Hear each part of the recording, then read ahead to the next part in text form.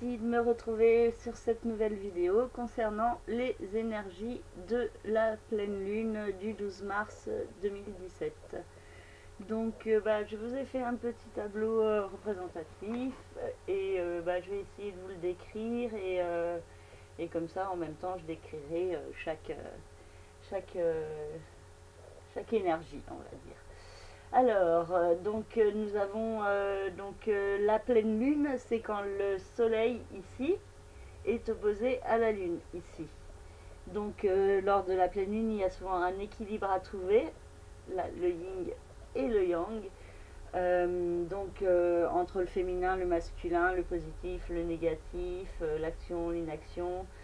Donc ça peut mettre souvent face à certains tiraillements intérieurs, paradoxes ou contradictions. Donc là vous voyez, on voit aussi l'énergie poisson parce que ça représente un petit poisson là avec le soleil qui ferait le bord de la bouche du poisson et la lune, la queue du poisson. Donc voilà, donc là avec le poisson ici, le signe du poisson avec le soleil, Mercure, Chiron et Neptune qui se trouvent dans ce signe. Donc j'en ai déjà parlé lors de la précédente, de la nouvelle lune, qui a eu lieu il y a 15 jours et où la lune était dans le signe des poissons avec le soleil et les autres planètes, donc Mercure, Chiron et Neptune. Donc la lune était là il y a 15 jours et elle a fait tout ça pour arriver ici dans le signe de la Vierge et se placer à l'opposé du soleil. Donc l'énergie du poisson, c'est tout ce qui est un peu rêve, idéal, incertitude, nébulosité, un côté un peu du côté de l'inconscient, de l'irréel, de tout ce qui est un peu hors réalité. Et donc du coup, le signe de la Vierge en face montre plutôt un côté très terre à terre, cartésien, dans l'analyse des détails. Donc cette pleine lune nous invite, je pense, à se recentrer sur la terre et sur l'amour qu'on a pour celle-ci et ce que l'on fait sur cette planète, qu'est-ce que l'on va semer et pour récolter quoi au bout du compte. Donc on est un peu dans une période de réflexion à propos de tout ça. D'un côté il y a les rêves et de l'autre côté il y a la réalité. Donc il faut trouver un équilibre entre les deux. Cette pleine lune pourrait aussi peut-être mettre en détail, en lumière certains détails, donc ou certains mensonges ou mystères, donc une meilleure compréhension de certains points pourrait apparaître avec cette pleine lune qui se trouve dans la Vierge et finalement qui vient un peu tout éclairer comme ça par réflexion du soleil. La lune et le soleil sont placés au carré de Saturne ici. Donc Saturne, c'est tout ce qui est un peu blocage, restriction, la loi, les obligations, les devoirs. C'est également le temps qui passe et les efforts à faire. Donc pendant ces 15 jours, ça pourrait être une période un peu frustrante, où il pourrait y avoir pas mal de retard, de blocage, de problèmes en tout genre. Avec Saturne qui pourrait finalement essayer de ralentir les choses et puis de mettre des bâtons dans les roues de certains. Donc attention à se montrer persévérant, à ne pas se laisser abattre par les difficultés, mais au contraire de s'en servir pour se montrer encore plus constructif, pour mettre en place certaines transformations qui s'imposent. Parce que Saturne est également donc au trigone de Uranus dans le signe du Bélier, Donc Uranus dans le signe du Bélier, c'est on passe à l'action pour transformer ce qui doit l'être. Et Saturne dans le signe des Sagittaires, c'est un peu on passe à l'action, on fait les efforts pour passer à l'action.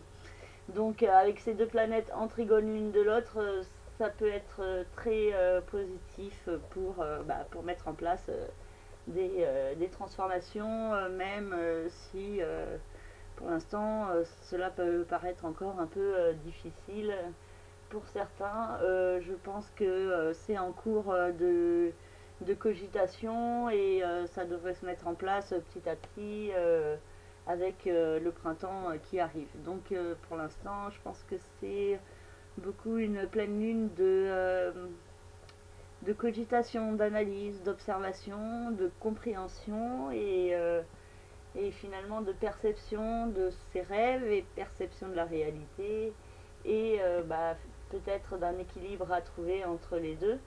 J'ai déjà parlé dans les dernières vidéos de la quadrature entre Jupiter, Pluton, Uranus et Vesta, donc qui forment un carré rouge. Bon, sur mon tableau c'est pas trop un carré, mais parce que je suis pas trop bonne mesure et que je voulais laisser un côté un peu flou, justement un peu poisson, un peu ça part un peu dans tous les sens, mais avec le côté signe de la Vierge, il y a un petit côté structuré et si on se met à analyser les détails, ce tableau peut devenir totalement compréhensible.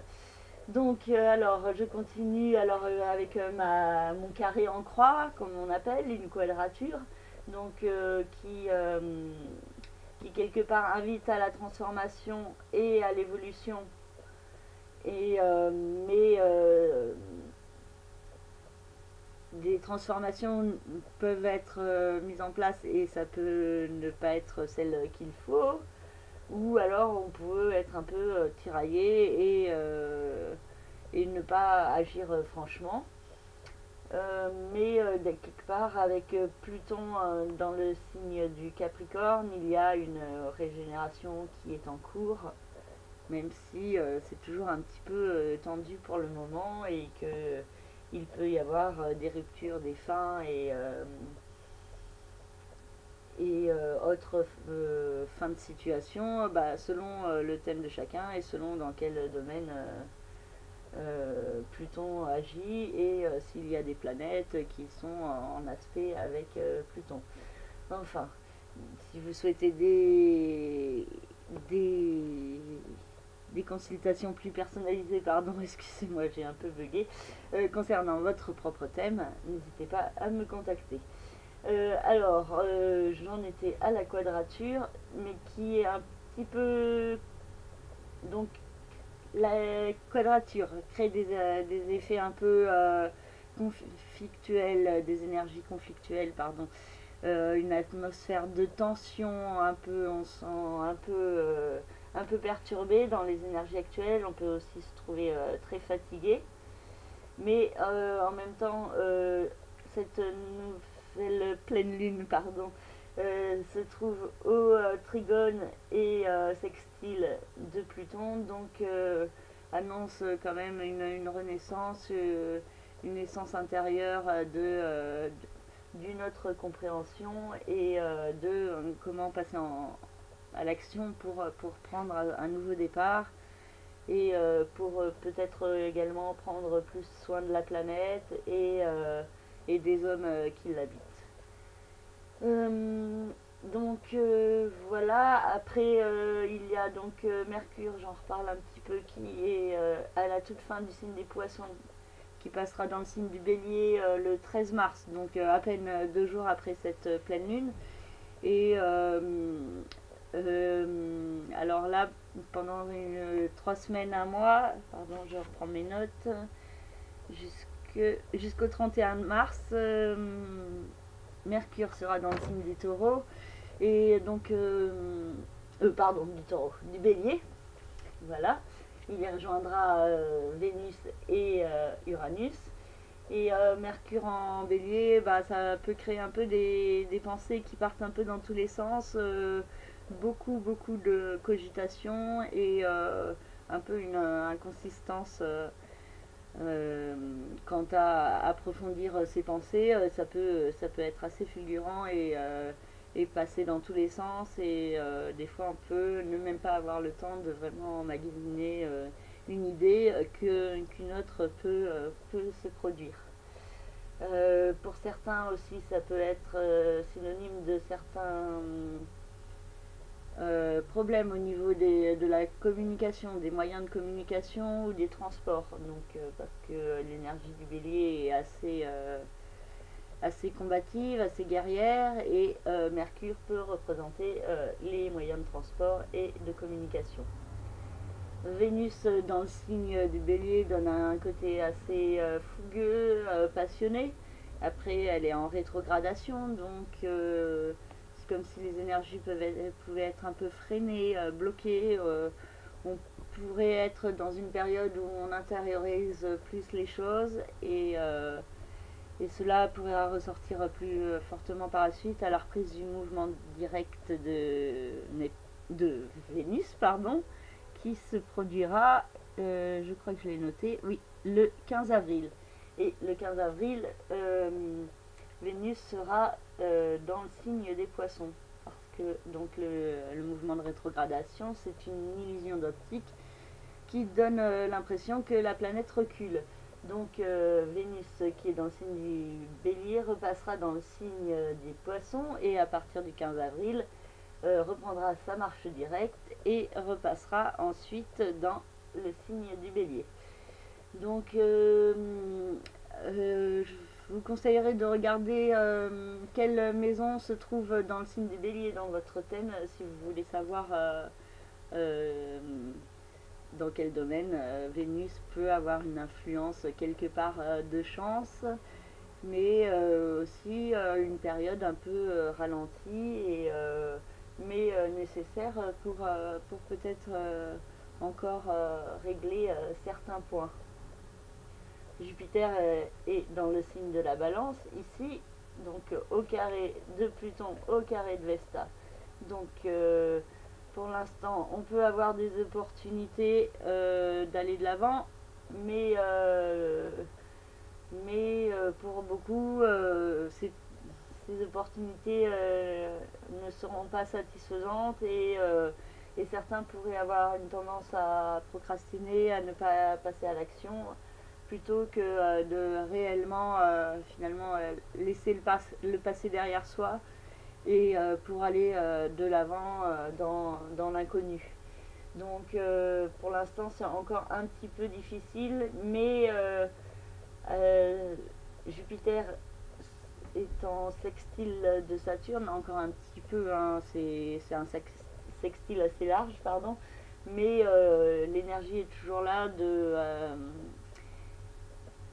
avec du temps et de la patience, on peut arriver à la réalisation de certains projets. Donc il ne faut pas se laisser trop déstabiliser par les énergies actuelles, se recentrer à la fois sur ses rêves et ses idéaux et à la fois sur la réalité et essayer de trouver un équilibre dans tout ça. Mars qui se trouve au début du signe des taureaux ne forme pas vraiment d'aspect avec les autres planètes, donc c'est une période où l'action peut être un peu freinée ou du moins moins impulsive que dans le signe du bélier. On pourrait être moins fonceur, un peu traîner la patte afin de profiter un maximum des belles et bonnes choses de la vie. On pourrait également faire des travaux d'aménagement, de décoration, essayer de se sentir bien chez soi, profiter des belles et bonnes choses, je l'ai déjà dit, de l'instant présent et surtout ouais, il y a une notion de prendre son temps. Donc voilà. Je crois que j'ai fait à peu près le tour de toutes les planètes. J'ai pas parlé de Neptune qui se trouve au début des signes des poissons. Je pense que le soleil, Mercure et Chiron se chargent de faire passer le message de Neptune plus fortement, qui est quelque part d'écouter son intuition, son cœur, et, et de pas d'arriver à faire taire son mental quand celui-ci crée de la peur, de l'incertitude. Et, et donc dans ces cas-là, il faut faire des efforts sur soi-même pour penser à quelque chose de positif, pour se recentrer sur soi, sur l'instant présent, donc soit sur votre respiration, soit sur le sang qui coule dans vos veines, soit vous pouvez boire par exemple un verre d'eau très fraîche et analyser et observer tout le trajet de l'eau dans votre corps. Bon, ça c'est des petites méthodes comme ça pour vous recentrer sur l'instant présent et sur rien d'autre. Donc plus vous ferez cela, plus les énergies qui peuvent être difficiles pourront vous paraître pas si difficiles que ça. Il suffit de savoir les prendre aussi comme une chance d'évolution et de construction et une chance de pouvoir aussi gagner plus par la suite. Voilà, j'espère que l'énergie des signes du poisson sera positive et vous poussera du côté de la réalisation de vos rêves. Mais pour l'instant, ça peut être un peu bloqué à cause du carré avec Saturne. Et ne soyez pas trop dans l'illusion, attention au mensonge, à la manipulation, à ceux qui pourraient essayer de contourner la vérité pour leurs propres intérêts personnels. Donc ne soyez pas trop influençable et écoutez-vous vous-même plutôt que d'écouter les autres. Parce que parfois on écoute les autres et on ferait mieux de s'écouter soi-même et d'écouter ce que l'on a au fond de soi. Voilà, j'ai fini cette analyse. J'espère que c'était clair et pas trop confus comme l'énergie du poisson. J'ai essayé de structurer ça un petit peu. J'espère que ça ira, que ça vous éclairera sur certains points et que ça vous parlera. Si vous souhaitez des analyses plus personnalisées concernant votre propre thème et concernant les transits en cours, n'hésitez pas à me contacter par le biais de mon site internet lacerisecosmique.jimdo.com. Dans la rubrique service, vous avez toutes mes prestations et voilà, n'hésitez pas à me contacter. Je vous souhaite une très belle pleine lune. Je vous remercie de votre écoute et je vous dis à très bientôt. Merci, au revoir.